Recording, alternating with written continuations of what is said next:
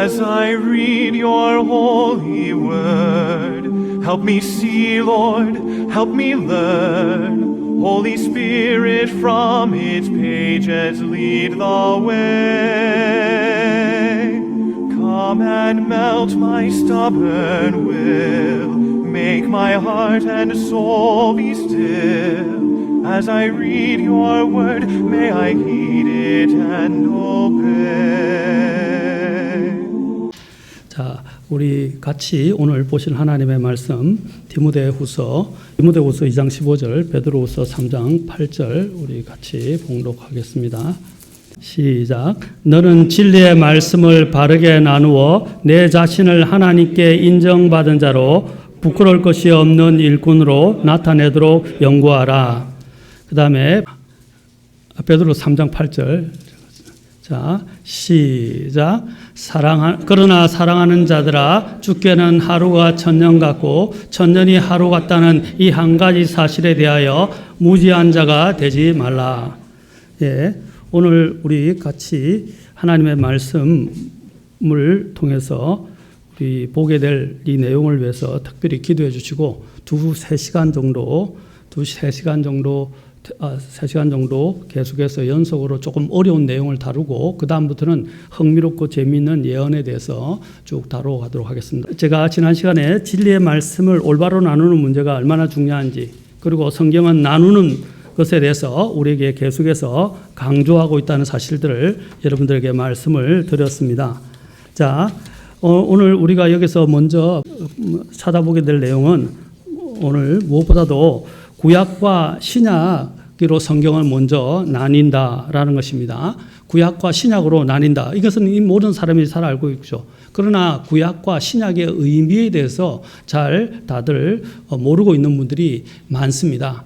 구약이라는 말은 어떤 분들은 이걸 영어로 covenant라고 이야기해서 언약이라고 이야기를 합니다. 예, 언약의 종류는 맞지만 이것은 우리 킹제임스 성경에서는 이제 그 testament라고 되어 있습니다. covenant가 아니고 testament라고 되어 있습니다. 이 testament라는 말은 유언입니다. 유언을 가리키는 말입니다. 주님께서 이 새로운 이 유언의 말씀을 남기셨는데 그 말씀을 돌아가시기 직전에 남기시게 됩니다. 마태복음 26장 또 26장 28절에 이것이 처음 언급이 되어 있습니다. 마태복음 26장 28절을 한번 우리 가서 보실까요? 자, 마태복음 26장 28절. 여러분들이 이 용어들을, 성경에 있는 용어들을 제대로 잘 이해하는 것이 성경을 아는데 굉장히 중요합니다. 자, 마태복음 26장 28절에 보시면요. 자, 예수님께서 돌아가시기 전에 이렇게 처음으로 이 단어를 언급하시게 됩니다. 이것은 죄들의 사면을 얻게 하려고 많은 사람을 위하여 흘린 나의 피. 자, 여기 중요한 단어들, 나의 피라는 단어가 나오죠. 새 상속 언약의 피니라 라고 말씀을 하셨어요. 그 외에도 마가복음 14장 24절, 누가복음 22장 20절 등에서도 이제 이 말이 나옵니다. 자, 새 상속 언약이라고 말씀하셨어요. 그러면 새 상속 언약이 있단 말은 옛 상속 언약이 있다는 말이죠. 이 옛 상속 언약을 주님께서 어떻게 했습니까? 다 폐하시고 새로운 시대를 여신다라는 것입니다. 자, 이 상속 언약이란 말이 신약 성경에만 나오는 이 상속 유언이라는 말이, 상속 언약 또는 상속 유언이란 말이 이 신약에만 나오는 독특한 단어입니다. 한 14번 정도 나옵니다. 자, 이 14번 정도 나오는데 성경은 그 자체적으로 이게 대한 내장 사전을 갖고 있어요. 성경은 놀라운 게 뭐냐면 다른 데서 자꾸 사전적 정의를 찾으려 하지 말고 성경 자체가 주로 내장 사전을 가지고 있어요. 그래서 성경을 공부하면 성경은 서로 짝이 있고, 성경은 또 문맥을 통해서나 다른 구절을 통해서나 또 성경은 또 짝을 이루는 병행 구절들이 있는데 우리가 보통 관련 구절이라고 합니다. 그죠? 관주라고 이야기하죠. 그래서 관주 또는 관련 구절들이 있는데 관련 구절들을 공부해 보면 뜻을 더 분명하게 알 수 있다는 사실입니다. 자, 그래서 성경의 이 내장 사전을 통해서 우리는 이 유언, 상속 유언 또는 상속 언약이라는 것이 무엇을 말하는가라는 것을 한번 보도록 하겠습니다. 여기서는 상속 언약인데 언약이지만 이것은 상속과 관련된 것이다. 그러면 상속과 관련된 것은 무엇을 말하느냐? 자, 여기 보면 히브리서 9장 15절부터 17절까지에 통해서 우리는 이 부분들이 명확하게 규명되어 있는 것을 보게 됩니다. 같이 한번 볼까요? 히브리서 9장 15절부터 17절까지입니다. 히브리서, 자, 아주 중요한 부분이니까 여러분들이 지금 성경을 봐왔지만 대체 구약은 뭐고 신약은 뭐냐? 그냥 성경이 구분되어 있으니까 구약은 옛날의 시대에 대해서 이야기한 거, 신약은 예수님 이후의 시대에 대해서 이야기한 것이다 라고만 생각할 수가 있다는 것입니다. 그러나 성경은 이것에 명확하게 이 단어가, 이 용어가 어떻게 쓰였는지를 히브리서에서 정의해 주고 있는데 히브리서 9장 15절부터 17절을 보시면 이렇게 되어 있습니다. 이런 까닭에 그분께서는 보세요. 새 상속 언약의 중재자시니 이것은 첫 상속 언약 아래 있던 범법들을 구속하시려고 첫 상속 언약이 뭐죠? 우리가 말하는 구약 성경을 이야기하죠. 구약 성경. 우리가 구약 성경이라고 이야기하는데 원래는 The Old Testament, 아까 Testament라고 그랬죠. 상속 유언, 옛 상속 유언 또는 언약이라는 뜻이에요. 자, 여기서 뭐냐면 New Testament라고 되어 있어요. 새 상속 유언 또는 언약이라고 되어 있습니다. 자, 왜 제가 유언이라고 말하느냐? 자, 이렇게 되면 17절 잘 보세요. 같이 읽겠습니다. 17절, 18절 시작. 상속 언약은 사람들이 죽은 뒤에야 효력이 있고 상속 언약하는 자가 살아있는 동안에는 아무 힘이 없느니라. 이러므로 첫 상속 언약도 피 없이 봉헌되지 아니하였나니. 자, 여기 보십시오. 상속 죽은 자 죽는 것과 관련되어서 나오죠. 우리가 죽은 후에 일어날 것들을 남기는 걸 뭐라고 그러죠? 유언이라고 그래요. 그래서 제가 유언이라고 말씀드려요. 사실 이 언약이라고 지금 번역했지만 상속을 위해서 남겨주는 유언이다라고 이야기할 수 있습니다. 유언을 남겼다라고 이야기할 수 있습니다. 자, 그러면 유언인데 이 유언은 뭐가 있어야 되는 거예요? 죽음이 있어야 된다라고 나와요. 첫째, 죽음. 그런데 성경에서 말하는 그 유언은 단지 죽음만을 말하지 않습니다. 죽음과 함께 뭐가 있어야 되냐면 피가 흘려져야 된다는 거, 피. 그래서 여기서 보세요. 피가 나오죠. 첫 상속 언약도 피 없이 봉헌되지 아니하였다. 이 피가 어떤 피일까요? 예, 이 피가 바로 예수 그리스도 이전에는 누가 희생을 당했죠? 짐승들이 희생을 당했죠. 짐승들의 피를 했다는 거예요. 그러나 짐승들의 피는 뭡니까? 한시적이고, 그렇죠? 영원한 효력이 없다는 것입니다. 그래서 죄를 지을 때마다 또는 매년 1년마다 한 번씩 백성의 죄를 위해서 대제사장이 자기를 먼저 정결케 하고 어떻게 해요? 그 피를 가지고 어디로 들어갔습니까? 짐승의 피를 가지고 이제 가장 지극히 거룩한 장소라고 불려지는 지성소로 들어갔다는 거예요. 성소를 통과해서, 그렇죠? 이제 번제단에서, 그 다음에 물두멍이 있고, 그 다음에 번제단이 있고, 그 다음에 그것을 열고 성막으로 들어가서 성막에서 이제 제사에 필요한 모든 것들을 한 다음에 어디로 들어갑니까? 지성소 들어가서 그 피를 어디다 뿌렸습니까? 바로 언약궤 위에 뿌렸다는 사실입니다. 자, 그런 부분들이 우리가 지난번에 매일 묵상하면서 아마 이 부분들을 레위기를 다루면서 쭉 다루었을 거예요. 자, 여기서 보십시오. 피 없이 되지 아니하였다라고 말하고 있죠. 자, 피와 더불어서 그래서 9장 22절을 보십시오. 9장 22절. 율법에 따라 그의 거의 모든 것이 피로서 깨끗하게 되나니 피 흘림이 없은적 죄의 사면이 없느니라 라고 말씀하고 있죠. 자, 여기도 보십시오. 피에 의해서 이루어졌다. 이 모든 성경의 이 법칙은 뭡니까? 피에 의해서. 그래서 구약에 있는 그 사람들은 어떻게 해요? 짐승의 피에 근거해서 어떻게 했어요? 짐승의 피에 근거해서 그들은 죄를 용서받고, 그렇죠? 새로운 또 깨끗하게 된 삶을 살 수 있었어요. 이제 그 짐승의 죽음에 의해서 효력이 발생한 거예요. 죄가 용서받고 사면받고 깨끗하게 되는 것. 그렇죠? 그런데 신약에서는 어떻게 됩니까? 이제 험도 없고 점도 없는, 그렇죠? 영원히 거룩하신 그분께서 단 한 번에 완전하게 그리고 또한 영원히 모든 우리의 죄들을 제거해 주셨다라고 이야기하는 그 주요 내용이 어디 있느냐? 바로 히브리서 9장 10장에 나오고 있다는 사실입니다. 9장 10절. 그렇죠? 그래서 그 뒤에 이렇게 말합니다. 자, 뒤에 보십시오. 23절부터 쭉 보십시오. 23절부터 쭉 보세요. 그러므로 하늘들에 있는 것들의 모형들은 이런 것들로 깨끗하게 할 필요가 있었으나 하늘의 것들 그 자체는 이런 것들보다 더 나은 희생물로 하여야 할지니라. 더 나은 희생물이란 말에 주목하십시오. 그렇죠? 구약에는 이것은 뭡니까? 한시적이고 완전하지 못했다라는 것을 말해주고 있습니다. 자, 그러면 24절 그분께서는 그리스도께서는 손으로 만든 거룩한 처소들 곧 참된 것의 모형들 안으로 들어가지 아니하시고 땅에 있는 것들은 뭐라고 그랬어요? 이것을 또 지금 땅에 있는 것들은 다 모형에 불과하다. 그림자 또는 모형이다 이 말입니다. 자, 모형이 아니라 여러분 실체가 오면 어떻겠어요? 자, 이리 보십시오. 내가 장난감 차로 계속 시뮬레이션을 가지고 연습을 했어요. 그런데 차를 딱 선물 받았어요. 그런데 진짜 차를 선물 받는데 진짜 차는 신경을 안 쓰고 계속 장난감 차와 그 시뮬레이션만 연습하면 됩니까? 안 됩니까? 그 어리석은 사람이죠. 이제는 장난감 차와 그렇죠? 시뮬레이션은 이제 버리고 이제 새로운 차를 가지고 운전해야 됩니다. 비행기도 마찬가지죠. 비행기 조종사들 어떻게 합니까? 처음에 시뮬레이션을 하잖아요.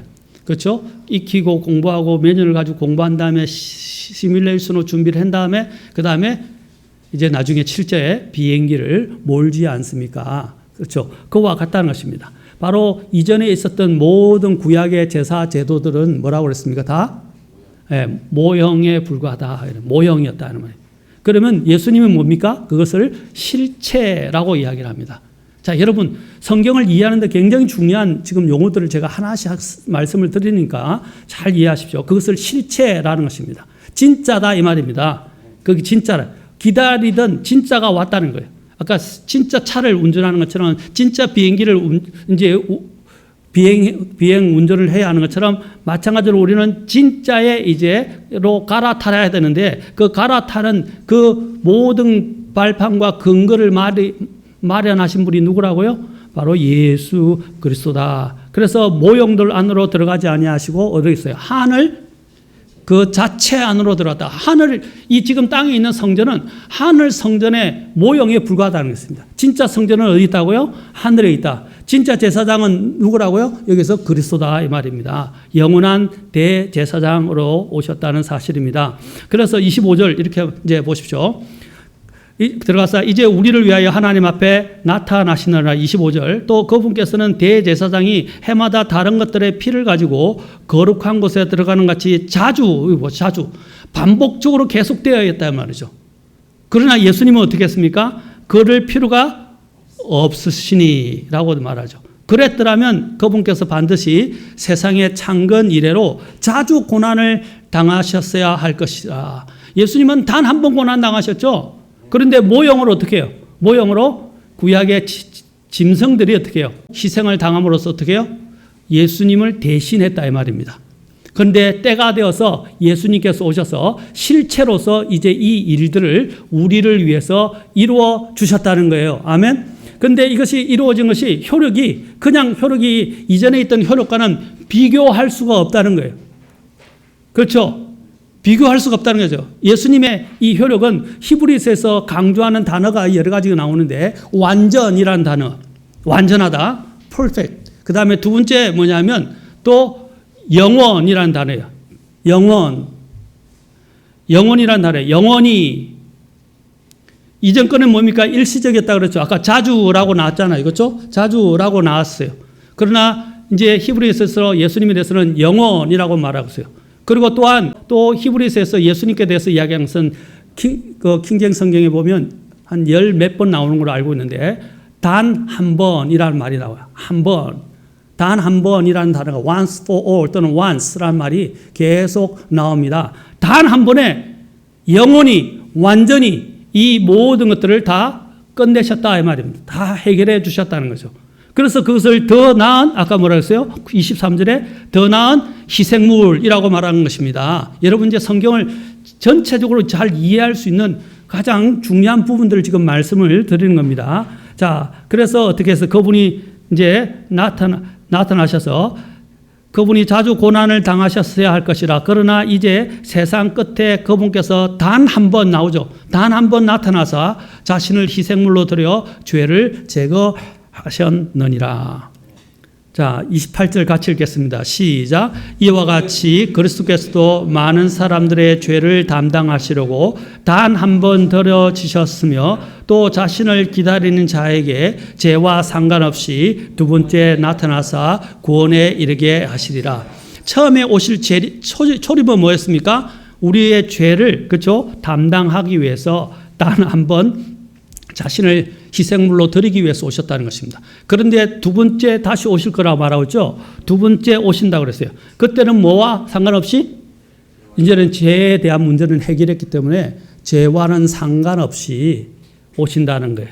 그래서 우리를 완전한 이제 구원에 이르게 하실 것입니다. 우리는 구원받았어요. 그러나 지금 구원받은 것은 죄의 형벌로부터 구원받았어요. 그런데 여기서 죄와는 그렇죠. 뭐라고 그랬습니까? 죄와는 상관없이 이란 말은 또 이런 말도 있어요. without sin이라고 돼 있어요. 죄와는 상관없는 죄 바깥에서. 이제 죄가 더 이상 통치하지 않는, 그렇죠? 죄의 문제를 다 해결해 주셨잖아요. 이제는 죄와 상관없이 죄 밖에서 예수님께서 이제 오신다는 거예요. 오셔서 어떻게 해요? 이제 우리를 완전히 죄 자체로부터 우리를 영원히 구원해 주실 것입니다. 아멘? 그렇죠. 이미 이제 효력이 언제 발생했다고요? 효력이 언제 발생했다고요?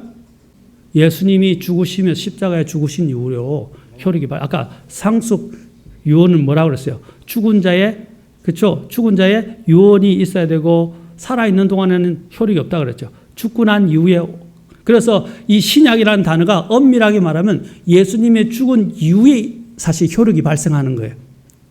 아시겠습니까? 그래서 우리가 신약교회라고 그러잖아요. 신약교회도 바로 이 예수님의 죽으심과 그 다음에 죽은 이후에 부활에 우리가 입각해서 이 교회가 세워지는 것입니다. 아멘?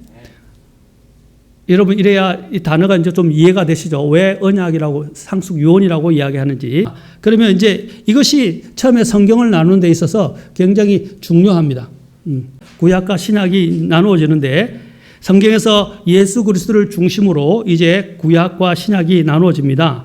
하나님의 처음에는 하나님께서 왼쪽과 오른쪽 끝이 뭐냐면 우주적 통치라는 것은 주님이 모든 것을 다스리고 그리고 주님이 모든 것의 시작이며 주님이 모든 것의 하나님이 모든 것의 끝이다라는 것입니다. 끝으로서 시작하셨습니다. 그래서 하나님이 이 인간이 타락한 이후에 이제 하나님께서 인간을 구속하시기 위해서 이제 시작하신 것이 뭐냐? 바로 히브리인들을 부르시는 거예요. 그 타락한 인간들 가운데서 또 여러 민족들 가운데서 히브리 민족을 부르십니다. 그 부름의 첫 번째가 누구죠? 아브라함을 통해서 주님께서 부르셔서 그들을 구분하십니다. 그래서 아브라함을 통해서 어떻게 해요? 이제 그것이 누구에게 내려갑니까? 이삭과 약속의 자녀 이삭과 야곱을 통해서 야곱의 12아들들을 통해서 내려갑니다. 그 중에서 12아들 중에서 또 누구를 통해서 이 구속의 사역을 이루시기 위해서 준비하십니까? 주님께서 유대인들 중에서 유대인들을 부르시고 이제 히브리 민족이죠. 히브리 유대인들을 부르시고 그 중에서 특별히 유다 지파를 통해서 하나님께서는 이제 모든 구속의 일들을 시작하셨습니다. 계속 진행하신 거죠. 사실은 진행하셔서 이제 유다 지파를 통해서 누가 나오게 되었습니까? 예, 유다 지파의 사자이신 예수님께서 오시게 되었어요. 자, 그 예수님께서 오셔서 그 왕으로서의 모습을 나타내야 되니까 왕으로서 이제 장자로서 이제 유다가 일제일 장자의 노력을 이제 역할을 하게 된 것이죠. 그 다음에 그 뒤에 다윗이 이제 옵니다. 다윗은 뭐의 상징입니까? 이스라엘의 가장 최고의 왕입니다. 이제 이 왕권을 또한 쥐고 이제 모든 것을 다스리는 자로 나타나야 오셔야 되는데 이것의 표상이 누구냐? 바로 다윗이라는 것입니다. 그래서 다윗의 왕자를 통해서 오십니다. 다윗은 유다 지파입니다. 유다 지파의 다윗을 통해서 예수님께서 오시는 거예요. 그래서 그 예수님께서 오시는데 그 다윗을 이었던 왕이 누구죠? 솔로몬입니다. 그렇죠. 왕위를 계승했어요. 그러나 여러분 성경을 보면 나중에 마태복음 1장 1절을 이제 마태복음 1장 1절부터 예수님의 계보에 대해서 이제 보게 될 것인데 여러분 왕들이 끊어지는 것을 보게 됩니다. 다 이어지지 못해요. 왕권은 이어지는데 왕자를 그렇죠. 왕자의 왕권은 이어지는데 피가 이어지지 못해요. 그 피가 이어지지 못하는 부분들을 어디서 하느냐면 누가복음에서 마리아를 통해서 그 피를 이어받습니다. 그 피를 이어받아서 정당하신 메시아로서의 유다 지파 또 다윗의 자손으로서의 피를 마리아를 통해서 계승받고 왕자는 누구를 통해서 요셉을 통해서 왕자를 계승받습니다. 그 두 가지를 합해서 오신 분이 누구냐면 예수님입니다. 다음에 마태복음 할 때 자세하게 다루게 될 것입니다. 다윗에는 대표적인 두 아들이 있는데 하나는 솔로몬이고 하나는 나단 대언자였어요. 그렇죠? 그래서 솔로몬을 통해서 그 다음에 누가복음은 나단을 통해서 쭉 계보가 이어져서 그것이 어디서 만나냐면 요셉과 마리아를 통해서 딱 합쳐지는 거예요. 그래서 합쳐져서 만나고 예수님이 정당한 메시아 또 계승자로서 등극을 하시게 됩니다. 그런데 이스라엘 민족들은 타락해서 예수님을 알아보지 못한 거죠. 예수님을 알아보지 못했습니다. 자, 못했습니다. 그 이후에 예수님께서 이제 그들에게 배척을 당해서 죽임을 당해서 십자가 사건이 있게 된 것입니다. 십자가 사건이 있게 되어서 어떻게 됩니까? 이제 예수님께서는 먼저 이 유대인을 구원하는 게 먼저예요.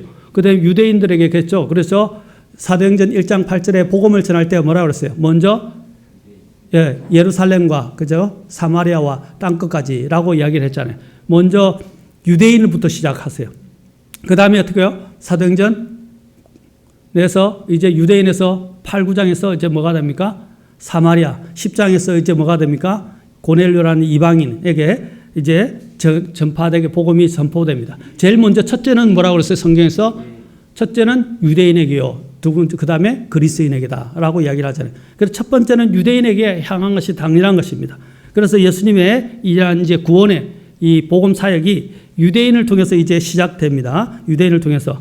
그 다음에 이 모든 것들이 이제 끝나게 됐고 이방인들에게 이제 복음이 전파되고 전 세계에 전파되면서 이제 끝이 오게 되는데 끝이 오면서 어떻게 돼요? 이제 우리는 휴가하게 되고 이 땅에는 대환란이 일어나게 되는 것입니다. 여기 대환란 나오죠? 여기 대환란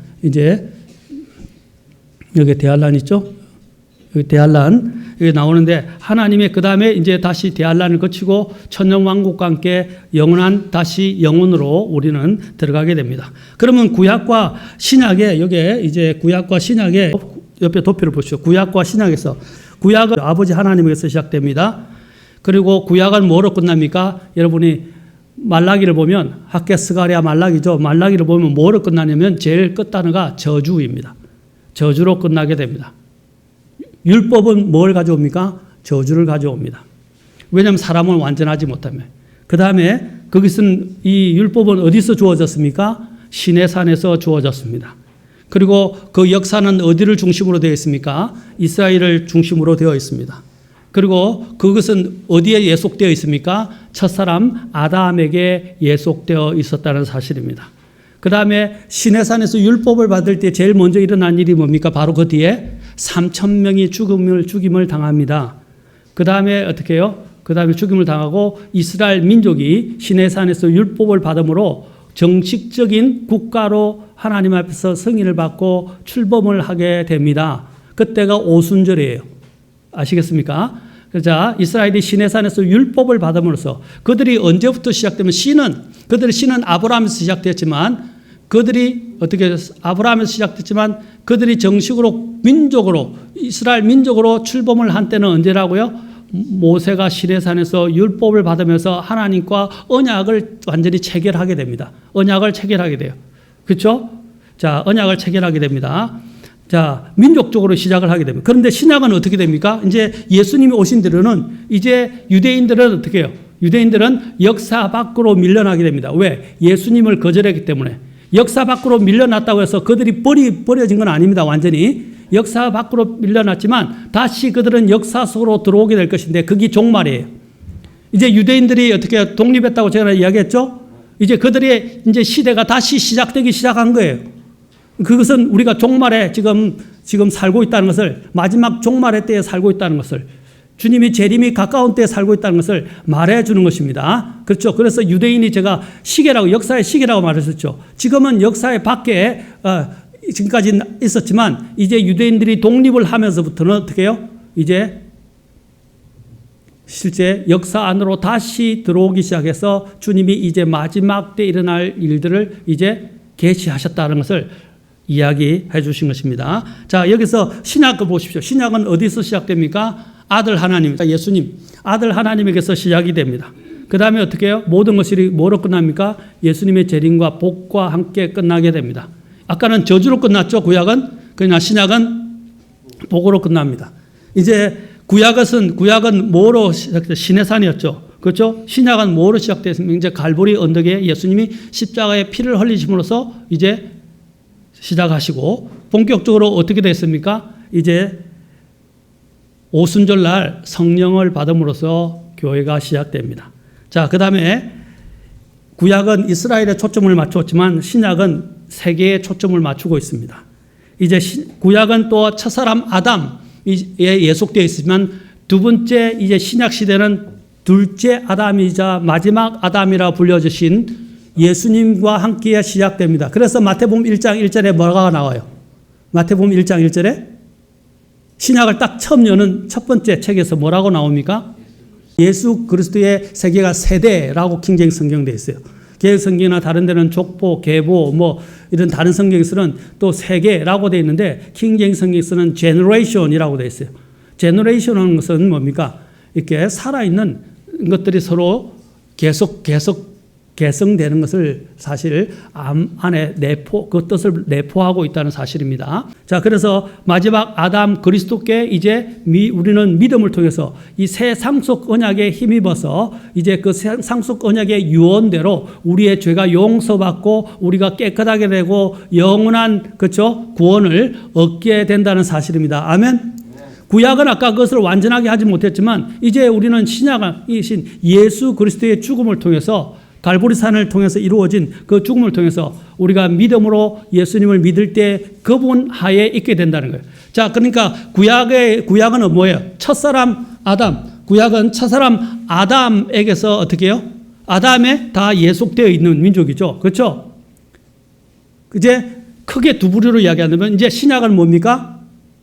이제 새로운 신약은 우리는 예수 그리스도를 머리로 해서 예수님을 통해서 이제 쭉 우리가 세대가 번성하게 됩니다. 그래서 예수 그리스도의 세대라 그랬어요. 그런데 여러분 창세기 보면 창세기는 뭐라고 그랬어요? 창세기 보십시오. 창세기 5장에 보면 자, 창세기 5장에는 아주 재미있는 표현을 하죠. 그게 성경의 대조한 것입니다. 창세기 5장을 보십시오. 자, 창세기 5장에 보면 5장 1절을 보십시오. 5장 1절에 이제 딱 나오는데 뭐라고 하냐면 이것은 아담의 세대들에 대한 책이다 나오죠. 아담. 모든 인류는 누구에 속했어요? 처음에는 아담의 세대에 속했어요. 그런데 마태복음 1장 1절에서는 뭐라고요? 아까 예수 그리스도의 세대에, 그렇죠? 예수 그리스도의 세대에 대한 책이다라고 말하고 있어요. 그렇죠? 그래서 두 머리에 예속된 부류로 성경은 분명하게 이야기를 하고 있다는 것입니다. 놀랍지 않습니까? 그렇죠? 그래서 킹제임스 성경이나 헬라어는 보면 먼저 The Book of Generation이라고, The Book of the Generation of Jesus Christ 그 부분이 먼저 나와요. 우리 지금 성경에서는 번역을 했기 때문에 예수 그리스도의 세대에 대한 책이란 말이 뒤에 나오지만 이제 헬라어나 킹제임스 성경 뭡니까? 예수 그리스도의 세대에 대한 세대라는 말이 먼저 나온단 말입니다. 그래서 두 가지가 대비되죠. 자, 여러분들은 어디에 속해 있습니까? 이제 처음에는 아담에게 속해 있는 아담의 세대에 속해 있는 사람들이었지만 이제는 우리는 어디에 속해 있어요? 예, 예수 그리스도의 세대에 속한 사람이 되었다. 이게 얼마나 놀라운지 몰라요. 이것은 은혜로 이루어진 것입니다. 은혜에 의한 믿음에 의해서 이루어졌다는 것입니다. 이제 우리는 더 나아가서 이제 여러분 뭐 시간상 이제 다 이거 살펴볼 수는 없고요. 이제 구약과 신약에서 이스라엘과 이제 우리가 교회가 갖고 있는 그 영적인 지위와 축복이 다 다릅니다. 자, 여기서 쭉 여러분이 한번 이거 보시고 필요하시면 여러분들 말씀하시면 제가 쭉 다음에 뭐 이거 필요하면 자료로 드리도록 하겠습니다. 이스라엘과 구약, 그 다음에 교회와 신약 이로 나누어져서, 자, 이스라엘은 레위 제사장이 있고 동물의 희생물을 드렸고 짐승의 피를 드렸고 또 건물이라는 성전을 가졌고, 그들은 지상의 복을 받게 되어 있어요. 지상의 복, 땅과 관련되어 있어요. 그리고 물질적인 복과 관련되어 있어요. 그리고 지상의 예루살렘을 차지하게 됩니다. 나중에 천년왕국이 와도 그들이 어떻게 하면 바로 지상의 예루살렘에 그 이제 지상에서 그 모든 것들을 누리게 됩니다. 그래서 땅의 왕국과 관련되어 있고 육체에 보이는 할례, 그 다음에 안식일을 지키고 정해진 날과 달을 지키고 절기가 있고 음식 규례가 있고 죄의 한시적인 아까 용서가 있다 그랬죠. 율법으로 말미암는 의가 있고 자기 의가 있고 그 다음에 자기 의로, 그렇죠. 그 다음에 종의 자녀, 율법에 속박되어 있고 율법 아래에 있었고 원수와 물리적인 전쟁을 치러야 했고 실제로 그들은 적들과 싸워야 했잖아요. 그 다음에 혈과 육의 싸움이었어요. 그리고 아브라함의 육체적 자녀에 속해 있었습니다. 육체적 자녀였다는. 그러나 신약은 다르죠. 이제 이스라엘이 레위 제사장 되게 됐다면 이제 예수님은 제가 히브리서 때 이야기했죠. 멜기세덱의 계열에 따른 바로 예수님이신 영적인 제사장의 계열에 우리는 속하게 되었습니다. 이제 교회는 어떻게 됐습니까? 동물의 희생물을 드리지 않고 뭐로 드립니까? 이제는 예수님을 믿는 믿음을 통해서 영적인 희생물을 드린다. 그 대표적인 영적 희생물이 뭐죠? 찬양과 감사와, 그렇죠? 또 헌물과 더불어 더불어 우리의 순종을 통해서 하나님께 우리 자신을 희생물로 드리는 것입니다. 아멘. 이제는 완전히 달라졌죠. 이제는 짐승의 피를 통해서 아까 언약이 유효하게 유지되었지만 이제는 뭡니까? 예수님의 피로 인해서 우리가 모든 것이 영원히 유효하게 되었습니다. 이제는 건물, 예루살렘 성전에 있는 건물을, 성막과 그 건물을, 성전을 중심으로 움직였지만 우리는 이제 어떻게 됩니까? 우리가 구원받은 우리가 예수님의 몸된 성전이죠. 그렇죠? 그것이 바로 교회를 이루는 거예요. 우리는 바로 예수님의 몸이고 우리 각자들은 예수님의 몸에 속한 지체들이라는 사실입니다. 지체들이죠. 자, 그 다음에 우리가 누리게 될 복은 뭐냐? 지상의 복이 아니고 이제 영적인 복을 누리게 됩니다. 정말 무한한 복을 누리게 돼요. 그 다음에 또 우리가 차지하게 될 것은 이스라엘은 지상의 예루살렘을 차지하게 되지만 우리는 이제 앞으로 차지하게 될 게 새 예루살렘을, 그렇죠? 하늘의 예루살렘을 우리는 차지하게 될 것입니다. 자, 그 다음에 하늘에서 내려오는 예루살렘이죠. 그 다음에 그들은 육체의 할례를 받았지만 우리는 어떤 할례를 받습니까? 예, 그리스도의 할례라고 이야기하는데 그리스도의 할례가 마음의 할례 또는 영적 할례라고 이야기합니다. 우리는 믿음으로 이 마음에 뭐가 뿌려져요? 예수님의 피가 마음에, 양심에 뿌려지게 되는 거예요. 이전에는 어떻게 했어요? 실제로 보이는 그 번제단, 그렇죠? 번제단과 그 다음에 나중에 지성소의 언약궤 위에 뿔에다 바르고 이게 뿌렸는데, 그렇죠? 뿌려졌는데 이제는 우리는 어떻게 합니까? 우리의 마음에 이 예수님의 믿음으로 마음에 예수님의 피가 뿌려지는 것입니다. 아멘. 그것을 우리는 그리스도를 통한 할례를 받았다 이제 이야기합니다. 자, 그 다음에 안식일을 지켜야 했지만 우리는 영원한 이미 이제 그리스도를 통해서 안식에 들어가게 되었습니다. 그리고 우리는 어떻게 해요? 예전에는 정해진 날과 달과 절기가 있었지만 우리는 성도 각자가 이제 정해진 날에 우리가 정해서, 그렇죠, 모이는 거죠. 그런데 성경이 이제 모이게 하는 대표적인 날이 주일이다 이 말이에요. 주일은 뭡니까? 주님의 사실 여러 가지 있지만 우리가 일요일이라 부르지 않고 주일이라고 부르는 이유는 바로 이 날이 주님께서 부활하신 날을 기념하는 날이기 때문입니다. 매주 우리는 매주일마다 주님의 부활을 기념하는 거예요. 그렇죠? 왜냐하면 주님께서 몇째 날에 부활하셨어요? 예, 안식일인, 그렇죠? 이제 안식일까지 또 계시다가 주일에 부활하셨죠? 예, 주일에 부활하셨어요. 그래서 우리는 그 부활한 날을 기념해서 제8일째가 되는 주일을 지키게 되는 것입니다. 주일을 지킵니다. 자, 그 다음에 이전에는 유대인들에게는 음식 규례가 있었지만 이제 신약에서는 모든 것이 정결케 되어져서 우리는 어떤 음식이든 먹을 수 있습니다. 맞습니까? 유대인들 돼지고기 먹을 수 있어요, 없어요?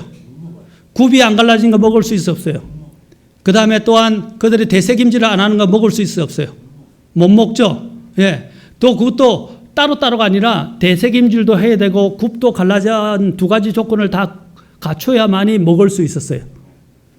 그렇죠? 그런데 우리는 어떻게 해요? 이제 그런 것들에 관계없다 그래요. 그냥 주님의 이름으로 감사함으로 받으면 버릴 것이 없다라고 디모데전서에서 2장에서 이야기를 하고 있죠. 우리는 이제 마음껏 먹을 수 있다는 것입니다. 이런 우리를 속박하는 이런 규제가 없어졌다는 거 얼마나 감사합니까? 그래서 모든 것이 정결하게 됐어요. 이전에는 죄가 한시적으로 용서를 받았지만 이제 우리가 어떻게 됐습니까? 죄가 영원히 제거되었습니다. 그래서 요한복음 1장 29절에서 뭐라고 그랬습니까? 보라, 침례자 요한이 예수님을 보고 뭐라 그랬어요? 보라, 세상 죄를 제거하시는, 개역 성경에서는 지고 가시는, 지고 가는 게 아닙니다. 제거하는 거예요. take away, 완전히 제거하는 거예요. 제거하시는 하나님의 어린 양을 보라. 아멘. 감사하지 않습니까? 완전히 죄를 도말해 버렸다는 사실이에요. 그리고 치워버렸다는 거예요. 얼마나 감사한지 모릅니다. 예수님 안에 있다는 것 정말로 감사합니다. 이전에는 율법을 지킴으로 자기 의를 위해서 노력했죠. 그래서 바리새인들이 자기 의를 드러내려고 온갖 자기들을 나타내 보이려고 뭐 구제도 하고 선행도 하고 11조도 드리고 온갖 이렇게 선행을 베풀었어요. 그래야만이 의로워진다고 생각했어요. 그래서 그 율법에서 난 의를 얻으려고 했지만 그것은 완전하게 만들 수 없어요. 왜? 인간은 그냥 겉으로 보이는 행위뿐 아니라 마음에서 짓는 행위도 있고 율법의 하나만 어기도 어떻게 돼요? 모든 율법을 어긴 것 같았어요. 그래서 율법 안에서는 누구도 완전해질 수가 없었어요. 그런데 예수님께서는 어떻게 하셨어요? 이제 예수님께서는 그분이 모든 것을 다 이루셔서 율법을 성취하시고 율법의 마침이 되셨어요. 아멘. 그래서 우리는 그 예수님을 우리가 율법을 지킬 필요가 없고 예수님을 믿음으로 예수님이 우리를 위해서 해주신 모든 것들을 우리는 덤으로 누리게 된 것입니다. 감사하지 않아요? 이 자유예요. 이 자유는 말로 형용할 수가 없어요. 너무너무 감사한 일이에요. 그 다음에 어떻게 해요? 이전에는 종의 자녀였어요. 죄의 종이었고 마귀의 종이었어요. 그렇죠? 그런데 우리는 어떻게 했어요? 지금은 이제 마귀의 종이 아니라 이제는 하나님의 자녀가 되었어요.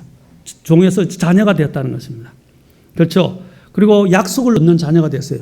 종에게는 나중에 상속이 있어요, 없어요? 없었죠. 그러나 우리는 약속의 자녀가 되었으니까 상속을 받을 수 있는 권리가 생겼죠. 맞습니까? 자, 그 다음에 율법은 우리를 속박하고 얽매입니다. 여러분 싫잖아요. 아이들도 싫어하잖아요. 하라, 마라, 하지 마라, 해라. 듣기 싫죠? 예? 그게 율법이에요. 율법의 속박에 있는 건 힘들어요. 그런데 예수님이 우리에게 주신 건 뭡니까? 율법으로부터 완전히 우리를 해방시키셨어요. 죄로부터 해방시키시고 율법으로 해방시키시고 우리를 자유케 하셨어요. 그래서 로마서에서는 자유란 말이 나오고 해방이라는 말과 자유라는 말이 많이 나옵니다. 요한복음 8장에서 예수님께서 뭐라고 했어요? 8장 32절 진리를 알지니 진리가 너희를 자유하게 하리라 라고 하셨어요. 진리 안에서 얻는 자유. 얼마나 감사해요. 여러분 이렇게 생각하면 돼요. 북한에는 자유가 있어요, 없어요? 없죠. 위에서 명령하고 시키는 대로만 해야 돼요. 근데 우리는 뭐예요? 자유가 있어요, 없어요? 그게. 그렇죠? 내가 먹고 입고 뭐 하는 건 자유가 엄청 많아요. 그런데 저기는 얼마나 많이 제한을 당합니까? 그렇게 생각하시면 돼요. 이제 우리에게는 진정한 자유가 있고 그 자유와 함께 우리는 뭡니까? 우리가 한 일에 대해서 또한 책임을 지게 됩니다. 그 다음에 구약에는 율법 아래에 있었고 우리는 이제 은혜 아래에 있는 것입니다. 그래서 예수님을 이야기할 때 은혜를 대체하는 은혜라고 말하는 거예요. 정말 가장 최상의 은혜이신 예수님 하에 우리는 있게 된 것입니다. 아멘. 은혜를 누린다는 건 얼마나 감사한지 몰라요. 우리는 그 은혜를 누릴 자격이 없는 자였습니다. 그런데도 하나님께서 우리를 이 은혜를 누리게 하셨어요. 이전에는 원수와 물리적으로 전쟁을 이루었지만 이제는 우리는 이제 어떻게 해요? 보이지 않는 적들과 영적인 전쟁을 하는 겁니다. 영적인 전쟁을. 이제는 혈과 육의 싸움이었지만 이제는 우리는 어떤 싸움을 합니까? 믿음의 선한 싸움을 싸우고 있는 것입니다. 이제 유대인들은 아브라함의 육체적 자녀였지만 이제 우리는 아브라함의 어떻게 해요? 믿음의 자녀. 이스라엘 백성들은 항상 뭐냐? 우리는 아브라함의 자녀들이다 라고 이야기합니다. 그래서 주님이 뭐라 했어요? 돌들을 명하여, 그렇죠? 아브라함의 자손들이 될 수 있다고 할 수 있다고 주님께서 말씀하셨어요. 그게 뭐냐면 그들은 아브라함의 자녀라면서 아브라함이 가진 믿음을 가지지 않았어요. 그렇죠? 오히려 주님을 대적했어요. 그런데 아브라함은 어떻게 했어요? 하나님을 공경했어요. 그리고 순종했어요. 그게 믿음이라는 거죠. 그런데 이 아브라함의 혈통을 받았다는 유대인들은, 특히 종교 지도자들은 어떻게 했습니까? 자신들은 아브라함의 자녀라고 이야기하면서 아브라함의 믿음대로 행하지 않고 메시아를 배척했단 말입니다. 그런데 우리는 어떻게 해요? 이제는 몰랐지만 이제 믿음으로 우리는 어떻게 해요? 아브라함의 자녀가 된 것입니다. 아멘? 그래서 아브라함이 모든 것들의 머리가 되는 거였어요. 우리는 아브라함에 속한 믿음의 자녀가 됐어요. 그들은 육체적 자녀이지만 우리는 믿음의 자녀가 되었다는 것이죠. 어느 게 더 좋을까요? 믿음의 자녀가 더 낫죠. 자, 우리는 이제 더 나아가서 이제 성경을 푸는 열쇠에 대해서 보도록 하겠습니다. 이제 자, 교회 시대에 이제 성경을 풀기 위해서는 여러분 이것도 중요합니다. 이제 교회 시대가 교회 시대에 인류가 어떻게 구분되는지를 알아야만이, 제가 이게 좀 한 두세 시간은 조금 어려울 수도 있어요. 그러나 그 다음부터는 굉장히 흥미진진한 영과 관련해서 이제 다니엘, 계시록 이것들을 쭉 여러분들과 함께 도표로 살펴보게 될 것입니다. 자, 보십시오. 교회 시대에 인류가 어떻게 구분되는지. 자, 우리 고린도전서 10장 32절 우리 보도록 하겠습니다. 고린도전서 10장 32절. 고린도전서 10장 32절 봅시다. 10장 32절에 보시면 10장 32절에 보십시오. 같이 읽겠습니다. 시작. 유대인들에게나 이방인들에게나 하나님의 교회나 어떤 실적거리도 주지 말되. 자, 사도 바울은 예수님 오신 이후죠. 예수님 오신 이후에 많은 사람들이 유대인은 버림을 받았고 역사 밖으로 밀려날 것이기 때문에 예수님을 배척했기 때문에 하나님은 그들을 버리셨다, 상관하지 않는다라고 이야기합니다. 그것은 잘못된 생각입니다. 하나님의 계획에는 유대인들은 역사에서 제껴졌긴 했지만 완전히 버리지는 않았어요. 하나님께서는 그들을 민족들로 인해서 하나님이 그들을 선택하셨고, 그들을 선택하신 걸 하나님은 지금은 뭡니까? 지금은 이제 하나님께서 그들을 다른 방식으로 다루고 계신 거예요. 역사 밖으로 밀려났지만 다른 방식으로 다루시면서 그들을 훈련시키시고 준비시키셨다가 이제 역사의 안으로 다시 들어오게 하시는데, 그때가 언제 시작된 거예요? 1948년 5월 14일부터 시작된 거예요. 아시겠습니까? 그때로부터 지금 얼마나 지났죠? 2018년이 70년이 되는 때였죠? 그렇죠? 한 세대가 몇 년인지 모르겠지만 하여튼 70년이 지났어요. 이 세대가 지나가기 전에라고 이야기하셨어요. 이 세대가 지나가기 전에. 그러면 1948년 5월 14일부터 한 세대가 얼마에 따른지 우리는 그게 따라서 주님이 오시는 것이 달라질 수 있지만 성경은 그것을 말하고 있지는 않습니다.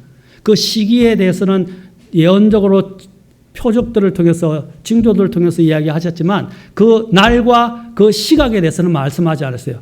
뭐에 대해서 말 안 했다고요? 예, 재림에 대해서 이야기하면, 재림의 징조나 표적에 대해서 이야기하면 사람들이 극단적 이단이고 뭐 그것은 성경에 말하지 않고 있다고 이야기하는데 아닙니다. 성경에서 예수님께서는 날과 시각에 대해서만 말씀 안 한 거지, 그 시대에 일어나는 뭡니까? 징조를 통해서는, 표적들을 통해서는 어느 때에 이르는지 어느 시기인지 알 수 있다고 말씀하셨어요. 아멘. 그래서 우리는 성경을 공부해야 되는 거예요. 성경이 어떻게 되는, 그래서 우리가 앞으로 다니엘과 요한계시록을 통해서 앞으로 어떻게 되는지를 쭉 이제 여러분도 나오는 그런 그 알레고리라든지 그 다음에 나오는 상징들을 쭉 도표로 직접 그림으로 사자부터 시작해서 쭉 보게 될 겁니다. 되실 겁니다. 자, 유대인을 푸는 여기 보면 신약 이후에도 유대인들은 버려지지 않았어요. 제껴지지 않았어요. 뭐라고 됐습니까? 여전히 사도 바울이 뭐라고 그랬습니까? 사도 바울이 교회 시대, 이 교회 시대에서 뭐라고 그러냐면 인류를 세 가지로 구분하고 있다는 것입니다. 첫째, 먼저 이 유대인이 먼저 나오잖아요. 유대인. 그 다음에 뭡니까? 이방인. 그 다음에 이방인으로부터 이제 유대인이든 이방인이든 상관없이 이제 예수 그리스도를 믿는 믿음으로 그들은 뭘 이루게 됩니까? 이제 한 몸인 교회를 이루게 된다는 사실입니다. 교회를 이루게 된다는. 그렇죠? 그래서 세 가지가 나오죠. 유대인이냐, 이방인이냐, 아니면 하나님의 교회냐라는 것입니다. 교회, 이 세 가지를 이룬다는 것입니다. 자, 그래서 하나님의 이 계획은 유대인에 대한 계획이고 이방인들에 대한 계획이 있는데, 이방인들은 뭐냐면 주로 이제 하나님이 이방인들을 사용하셔서 나중에 누가복음에 보시면 21장에 보면 이방인들의 때라는 말이 나와요. 이방인들의 때가 차기까지라는 말이 나와요. 이해하시겠습니까? 그리고 이방인들의 때가 차가 언제냐면 이방인들의 이제 또 로마서에 보면 이방인의 충만한 수가 들어오기까지라고 말하고 있어요. 이방인의 때가 있고 이방인의 충만한 수가 어디에 들어옵니까? 이제 교회 안으로 들어오는 거예요. 구원받아서 교회로 들어오게 되는 거예요. 그 때가 수가 딱 차면 어떻게 돼요? 우리는 그 수가 얼마인지 몰라요. 여호와의 정의는 14만 4천 명 이걸 자꾸 이야기하는데 자기들도 14만 4천 명이 들어간지도 몰라요. 그런데 어느 일정한 이방인들의 수가 딱 차면 어떻게 해요? 주님이 이제 문을 닫으시는 거예요. 다 끝나는 거예요. 그리고 예수님이 오시는 거예요. 아시겠습니까? 그 이방인들의 수가 차기까지 이제 주님께서 계속 일하고 계시는 것입니다. 자, 그래가지고 어떻게 합니까? 이제 그 이방인들의 계획이, 하나님의 계획이 있고, 그 다음에 또 교회에 대한 하나님의 계획이 있다는 것입니다. 그 교회가 어떤 것인지에 대해서는 누구를 통해서 계시해 주셨어요? 교회를 여는 왕국의 열쇠는 베드로에게 주었지만, 먼저 베드로에게 주었지만, 나중에 그 교회가 어떤 것인지에 대한 계시는 누구에게 주었습니까? 바로 사도 바울에게 주었다는 거예요. 그래서 사도 바울의 서신이 이 교회에게는 굉장히 중요하다는 것입니다. 자, 성경은 다 중요하지만 교리적으로 우리에게는 대단히 중요하다. 그 중에서 가장 대표적인 우리의 자유의 대헌장이 뭐라고 그랬습니까? 로마서다 이 말입니다. 로마서이다. 그래서 로마서를 요한복음을 읽고 로마서를 잘 읽으셔야 돼요.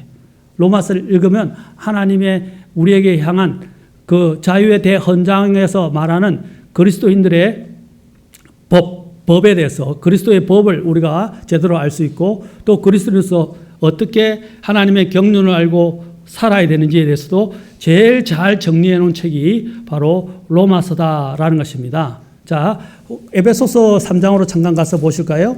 에베소서 3장. 자, 에베소서 3장에 보십시오. 그래서 이렇게 말합니다. 자, 이것을 신비라고 사도 바울이 이야기를 합니다. 자, 3장 2절부터 쭉 보겠습니다. 너희를 위해 내게 주신 하나님의 은혜의 경륜을 너희가 들었냐. 이것을 뭐라고 그럽니까? 은혜의 경륜. 나중에 보게 됩니다. 경륜 이 말이 킹제임스 성경에 보면 dispensation이라고 합니다. 이게 세대적 경륜이라는 것입니다. 세대, 이것은 분배라는 뜻을 갖고 있는데 각 세대별로 하나님께서 어떻게 이 세대들, 이 시대들을 운영하시는지, 경영하시는지에 대한 부분들을, 이게 어려운 말인데 dispensation인데 이것을 우리는 경륜이라고 번역했어요. 경륜. 그래서 나중에 이제 구약부터 쭉 자세하게 보게 될 것입니다. 내게 주신 하나님의 경륜. 이 경륜은 어떤 시대겠어요? 교회 시대를 이야기합니다. 자, 보십시오. 3절. 곧 계시로 그분께서 내게 그 신비를 알리셨으니 그것은 내가 전에 몇 마디 말로 적은 것과 같으니라. 자, 내게 알렸다 그래서 계속 내게라고 되어 있어요. 4절. 그것으로 말미암아 너희가 읽을 때에 그리스도의 신비에 대하여 내가 알고 있는 바를 깨닫게 되리라. 자, 그분께서는 이제 자신의 거룩한 사도들과 대언자들에게 성령을 통해 이 신비를 계시한 것 같이 다른 시대들에서는 사람들의 아들들에게 그것을 알리지 아니하셨는데 이 신비는 이 곧 복음으로 말미암아 자, 나오죠. 이방인들이 그리스도 안에서 동료 상속자가 되고 같은 몸에 속하게 되며 그분의 약속에 참여하는 자가 된다는 것이라. 여기서 동료 상속자라면 누구와 동료가 된다는 거예요? 유대인이죠. 믿는 유대인과 더불어, 그렇죠. 유대인과 더불어.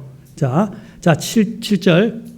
내게 주시니라고 됐죠. 하나님의 은혜의 선물에 따라, 자, 이게 은혜로 주셨다 그랬죠. 아까는 은혜의 경륜이라고 그랬는데, 은혜의 선물에 따라 그분의 권능이 효력 있게 활동함을 힘입어 내가 이 복음의 사역자가 되었노라. 라고 말하고 있습니다. 자, 그것이 어디로 직결되느냐? 이제, 자, 보세요. 9절. 또 예수 그리스도에 의해 모든 것을 창조하신 하나님 안에 세상이 시작된 이후로 감추어져 온 이 신비, 여기도 신비라고 말하죠. 신비에 참여하는 것이 무엇인지 모든 사람들이 보게 하려 하심이라. 자, 그 신비의 목적 10절. 그 목적은 그분께서 이제 교회를 사용하사 하늘에 처소들에 있는 정사들과 권능들에게 하나님의 갖가지 지혜를 알게 하려 하심이라. 이것은 곧 그분께서 그리스도 예수 우리 주 안에서 작정하신 영원한 목적에 따른 것이니라. 아멘. 보십시오. 교회가 바로 이 신비에 속해 있다는 것입니다. 예수 그리스도와, 그렇죠? 이제 그 동료 상속자가 된 이방인들이 들어와서 동료 상속자가 되어서 이제 예수님과 함께 되어 예수님의 몸을 이루게 되고 예수님과 함께 되어서 이제 동료 상속자로서 정당한 상속분을 얻게 된다는 사실입니다. 여러분, 자녀가 됐는데 상속을 못 받으면 어떻게 해요? 서러워요, 안 서러워요? 그래서 우리나라 이제 민법에서도 어떻게 합니까? 상속법이 있죠? 예? 이전에는 뭐 유마하고 장자만 다 가져갔는데 이제는 정당하게 뭡니까? 아마 배우자는 1.5, 그 다음에 어떻게 해요? 자녀들은 다 같이 1, 1, 1, 1 이렇게 되는 걸로 제가 알고 있는데, 그렇죠? 그래서 상속을 받는다는 거죠. 이제 우리는 어떻게 해요? 이전에는 버림받은 자였어요. 그런데 어떻게 됐습니까? 우리는 이제 정당한 상속을 얻는 하나님의 자녀가 되었다. 그래서 동료 상속자, 유대인들만 받는 게 아니라 이제 교회는 그보다도 더 좋은 상속을 받는다는 것입니다. 자, 여기서 상속 안 받고 싶은 분. 상속 안 받고 싶은 손 들어보세요. 상속 받고 싶죠? 네. 상속을 다 받게 된다는 것입니다. 자, 그래서 유대인들을 우리는 이제 무시해서는 안 된다는 것입니다. 유대인들이 버림받았다고 우리는 무시해서는 안 되고 유대인들의 구원을 위해서 우리는 기도해야 됩니다. 그 구원에 대한 내용에 대한 비유가 로마서 9장부터 11장에 나오는데 가장 대표적으로 11장에서 이야기하고 있다는 것입니다. 11장에서. 유대인들을 받아들인 것은 하나님이 너무너무 기대하시는 것이라는 것입니다. 더욱더 원하시는 바라는 것입니다. 유대인들의 일부가 그쪽 꺾여지고 또 제껴짐으로 해서 우리가 어떻게 해요? 그 자리를 우리가 대신하게 되었지만 그러나 유대인들을 주님이 영원히 버리지 않고 그들이 회복되는 것은 하나님이 더더욱 원하신다는 것입니다. 아멘? 자, 이렇게 생각합시다. 원래 나는 굉장한 부자입니다. 여러분은 쉽게 얘기해요. 내가 굉장한 부자예요. 나에게는 원래 자녀가 있었어요. 그런데 내가 또 한 자녀를 입양을 했어요. 입양을 했는데 입양을 했으니까 상속의 권리는 있죠. 그런데 이 입양한 자가 자기는 이제 입양을 했기 때문에 자기도 정당한 상속 권리를 갖고 있다고 자부심을 갖고 있는데 이 원래 자녀가 친자녀가 좀 불순종하고 폐역하고 잘못을 해서 어떻게 해요? 부모의 노여움을 샀어요. 아버지. 그래서 좀 제껴놨어요. 그런데 어떻게 해요? 이제 이 입양한 자녀에게 물려주려니까 어떻게 해요? 좋은 일이지만 마음이 아프잖아요. 그래서 어떻게 해요?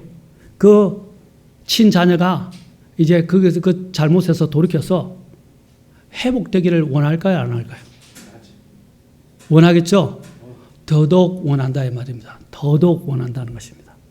그래서 예수님께서는 여기서 이 성경을 통해서 말씀하시는 바로 유대인들은 지금 잠깐 그들이 주님을 벗어나서 주님을 거절하고 눈이 멀었고 주님의 그 역사 밖으로 밀려났지만 하나님께서는 그들이 더 다시 믿음을 통해서 더욱더 회복되기를 원한다.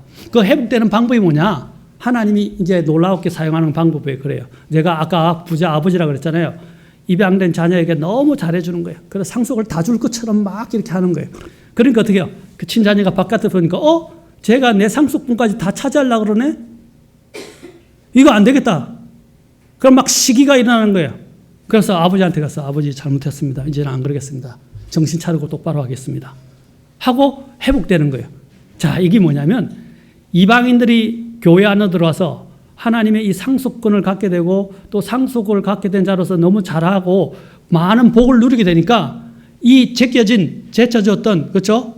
폐역하고 제껴졌던 이 유대인들이, 이스라엘이 어떻게 해요? 시기를 하는 거예요. 그래서 안 되겠다. 다시 돌아가야 되겠다 해서 다시 돌아오게 되는 것입니다. 그것을 이야기하는 게 뭐냐면 로마서 9장부터 11장이에요. 그래서 그 시기로 인해서 그들이 다시 돌아와서 받아들여지게 되는 그 클라이막스에 대한 내용이 로마서 11장에 기록되어 있다는 사실입니다. 아멘. 좀 성경이 전체가 좀 이해가 들어오시죠? 네, 하나님이. 그래서 하나님은 이스라엘을 버리지 않으셨다. 그래서 성경 대언을 풀기 위해서는 나중에 다니엘서를 풀겠지만 이 유대인의 위치가 너무너무 중요하다는 것입니다. 이 유대인의 위치. 마지막 이것만 보고 바로 마치겠습니다. 보십시오. 이스라엘은 이전에 구원받은 유대인들과 구원받지 않은 유대인들로 나누어집니다. 그 다음에 이방인들이 있어요. 십자가 이전에는 유대인과 이방인으로 두 가지로 나눠졌어요. 유대인들 중에도 구원받은 유대인과 구원받지 않은 유대인들이 있었어요. 그러나 십자가 사건 이후로는 어떻게 해요? 이제 세 가지로 구분된다는 거예요. 유대인들, 그렇죠? 그 다음에 이방인들, 그 다음에 어떻게 해요?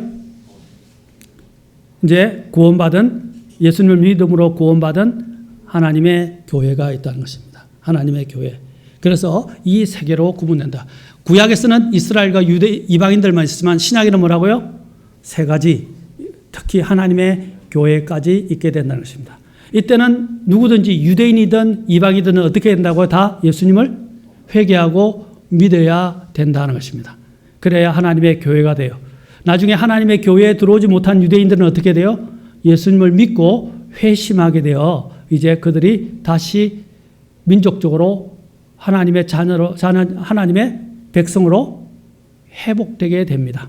그 회복이 뭐가 있냐? 나중에 나와요. 그들이 다 통회해서 회복됩니다. 로마 11장 이 구절만 읽고 바로 마치겠습니다. 로마 11장으로 가서 보겠습니다.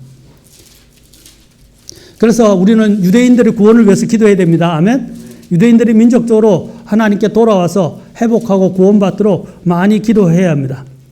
그리고 그들이 나중에 큰 역할을 하게 될 거예요. 민족적으로 이스라엘이 돌아오게 하는데 큰 역할을 하게 될 것입니다. 자, 로마서 11장 25절. 형제들아, 너희가 스스로 지혜로운 것으로 여기지 않게 하기 위하여 이 신비에 대해 너희가 모르기를 내가 원치 아니하노니 그것은 곧 이방인들의 뭐라고 그랬어요? 충만함이 이를 때까지 일부는 누구냐면 유대인들의 일부입니다. 유대인들의 전부가 아니에요. 일부가 눈머는 일이 이스라엘에게 생긴다는 것이라. 이들이 전체적으로 완전히 구원받는 26절. 자, 같이 읽겠습니다. 시작. 그리하여 온 이스라엘이 구원을 받으리라. 아멘. 온 이스라엘이 뭐라고 그랬어요? 구원을 받을 것이다. 여기서 온 이스라엘은 아까 예수님을 믿고 메시아로 받아들인 사람들을 나중에 가리킵니다. 그들이 통해 자복하고 예수님을 믿음으로 받아들이게 됩니다. 그러면 어떻게 된다고? 그 이스라엘이 구원 받을 것이다. 자, 하나님의 경륜에 대해서 봤어요. 그래서 하나님은 이스라엘을 버리지 않으셨다? 아멘? 그 다음에 우리는 이 이스라엘을 위해서 기도해야 됩니다. 그리고 유대인의 위치를 통해서 이제 우리는 앞으로 하나님께서 어떤 일을 이제 계획하시고 이제 역사하실 것인지에 대해서 미래의 예언에 대해서 이제 쭉 다니엘도 이것과 관련되어 있기 때문에 이것이 제일 중요해요. 이것을 알아야만이 다니엘과 계시록을 알아갈 수 있어요. 그래서 다니엘과 계시록을 이제 천천히 살펴보도록 하겠습니다. Like the first rays of morning light, it will pierce my darkest night, showing sins of doubt and fear within my heart, showing self-confidence and pride, the rebel thoughts that plague my mind. Then it brings cleansing hope that quiet